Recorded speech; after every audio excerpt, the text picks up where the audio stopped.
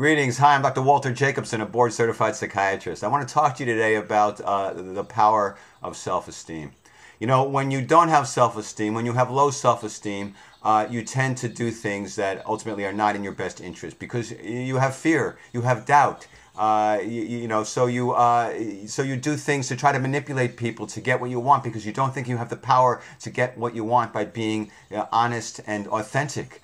So for example, when people have abandonment fears out of insecurity and low self-esteem, and they fear that somebody is going to leave them, a partner in a relationship is going to leave them, you know, what do? Their abandonment fears jump up, right? Their insecurity jumps up, and they want to clutch. They want to pull that person back. They want to use guilt or shame or whatever they can.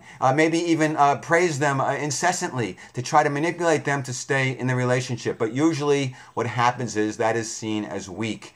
That is seen as feeble. It's seen as manipulative. So what it ends up doing is not attracting people to you, but it actually pushes people away from you. The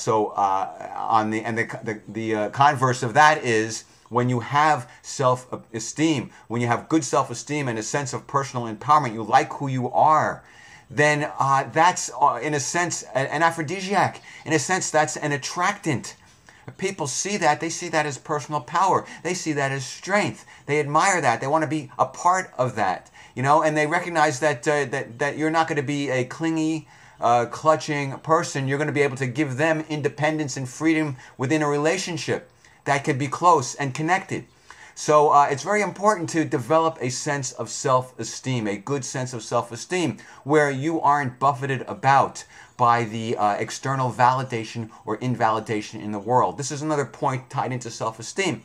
A lot of times our ego, right? Someone says, you know, you're an idiot. I don't like you. You know, a lot of times we get depressed.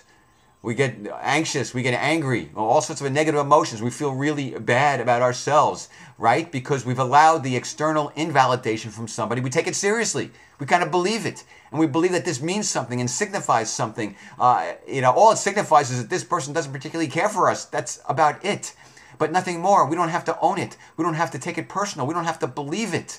But we tend to, and that's because of our insecurity and our low self-esteem. And so we need to develop a core sense of self. Equally so, when people around you say to you, you're a genius, you're brilliant, you're the greatest, we love you, they over-idealize you. That's false too. And if your self-esteem, in a sense, is that fragile that you become exhilarated and exuberant and euphoric and grandiose and elated when people like clap and validate you, you're making a similar mistake because it's not real. I mean, it's not real. Sure, it's nice that people, as opposed to telling you you're a jerk, are telling you that you're great and they love you, but it tends to tap into the ego, and the ego isn't real. The reality is you like who you are. Let's hope the reality is you like who you are, you appreciate who you are, you value who you are, and people can say you're great or you stink, and that doesn't change the thermostat as to who you are. It doesn't send you into a funk. It doesn't send you into this euphoric elation where later you're just going to crash and burn if you don't keep getting that external validation.